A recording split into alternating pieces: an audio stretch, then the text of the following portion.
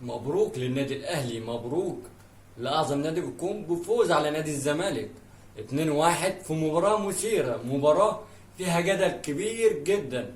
المباراة من اول دقيقة لحد اخر دقيقة مباراة في ارضية الملعب، فيها حماس، فيها روح، فيها كل حاجة مثيرة.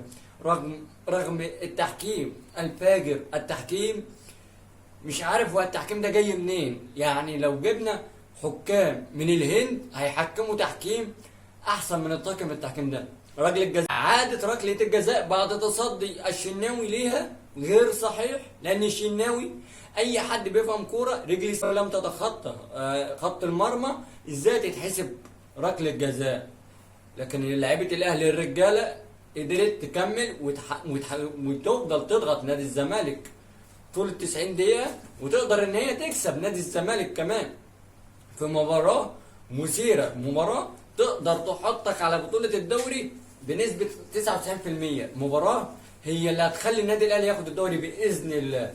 مباراة كل الكواليس اللي فيها والضغط اللي فيها كل حاجة. ولكن النادي الاهلي في الماتش ده ما كسبش الزمالك بس، لا، انت كسبت حسين الشحات اللي كنت راميه في النار. حسين الشحات اللي انت كان فيه كلام انه يتباع، وكمان كسبت واحد هو اللي كسب لك الماتش. الهدف الاولاني شوف مين هو اللي بادئ الهجمه اصلا، لعب الكره لشريف. يا ابن اللاعب يا شريف، كيفني لمسه شريف وترقيصه شريف لحسام عبد المجيد كيفتني. باصه بيقول حسين الشحات حاج جون يا راجل، هي ملهاش اللي هتيجي جون. لو جت الكره دي، لو ما كانتش جت جول كان الواحد كان خلاص، كان الواحد كان ممكن يقطع هدومه، كان الواحد ممكن يعمل اي حاجه مش طبيعيه، كان ممكن اي حاجه. جابها جول.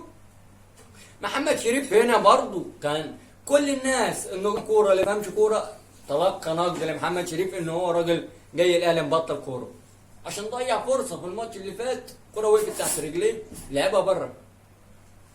ولكن الدماغ والكوره هنا، الكوره في العقل. استلم الكوره قطع ايديه لحسين الشحات، كرة الجون الثاني لحسين الشحات في اقل من دقيقتين. الكوره مش بتاعت حسين الشحات بس يدلك انه لاعب كوره، ولاعب كل كوره اصلا اتحرك في ظهر المدافع بتاع نادي الزمالك، وقدر يحط جسمه قدام الكوره وقدر ياخد ضربه جزاء واحرزها محمود تريزيجيه اللي كنت خايف منه وقلت يا تريزيجيه بلاش يمين، والحمد لله ما لعبهاش يمين وصبحي راح يمين. الحمد لله فوز مهم يقدر يحطنا على ان شاء الله بعد كم مباراه نقدر نتصدر الدوري من تاني ونرجع لمكاننا الطبيعيه ونحط رجل على رجل، لان انت لما بتتصدر ما بتنزلش، وكل الناس عارفه بحاجه زي دي. رساله لاحمد عبد القادر، عوده حميده عبد القادر، وشكرا عماد النحاس ان انت رجعتنا احمد عبد القادر. احمد عبد القادر تختلف معاه او اختلف معاه يا سيدي عقليا، ولكن نتمنى ان هو كلاعب كرة قدم يغير من نفسه لانه موهبة بصراحة ولاعب كبير جدا. هنروح لنادي الزمالك. هارد لك نادي الزمالك على جيم، لعبت مباراة كبيرة جدا لحد اخر دقيقة في رأسية عمرو ناصر جت في العارضة، ولكن الحمد لله وقعت قلوبنا بس تمام ان هي الحمد لله ما دخلتش طبعا. ولكن تحية لجمهور نادي الزمالك. مباراة عصبية، ولكن لكل منتقدين الدوري المصري ولكل واحد ما بيفهمش كورة وعامل نفسه وماسك تليفونه وعمال ينشر وعمال يكتب وعمال يعمل، النادي الاهلي هيفضل النادي الاهلي.